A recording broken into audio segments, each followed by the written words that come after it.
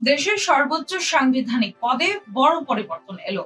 22তম রাষ্ট্রপতি মোহাম্মদ শাহাবুদ্দিনের পদত্যাগের মধ্য দিয়ে খালি হলো বঙ্গভবনের শীর্ষ আসন। নিয়ম অনুযায়ী রাষ্ট্রপতির চেয়ার ফাঁকা হওয়ার পর থেকে ভারপ্রাপ্ত রাষ্ট্রপ্রধান হিসেবে হাল ধরেছেন জাতীয় সংসদের স্পিকার।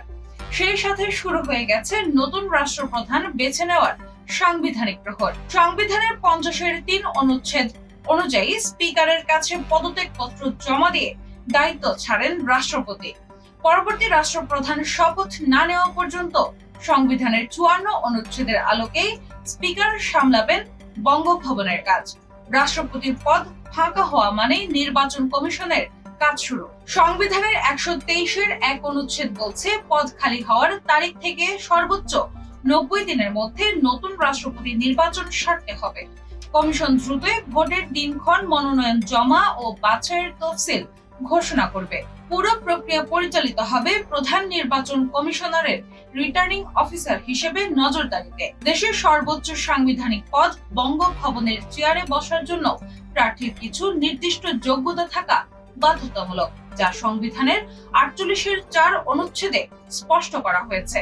প্রথমত, প্রার্থীকে অবশ্যই বাংলাদেশের নাগরিক হতে হবে এবং বয়স হতে হবে অন্তত 35 বছর।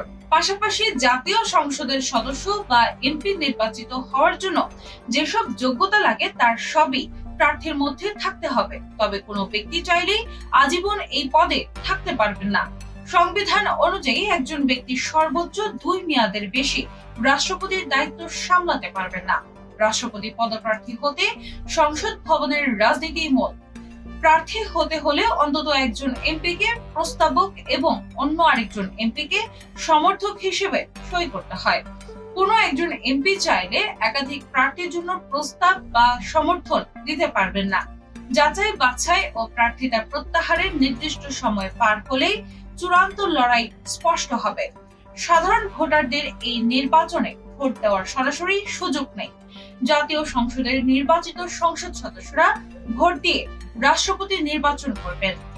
যদি লড়াইয়ে একাধিক প্রতিদ্বন্দ্বী থাকেন তবে সংসদ ভবনে গোপন ব্যালটে ভোট গ্রহণ হবে এবং সংখ্যাগরিষ্ঠ ভোটপ্রাপ্ত প্রার্থী নির্বাচিত হবেন। তবে একক প্রার্থী থাকলে 2023 সালে মোহাম্মদ শাহাবুদ্দিনের মতো বিনা প্রতিদ্বন্দ্বিতায় নির্বাচিত হওয়ার বিধানও বহাল রয়েছে।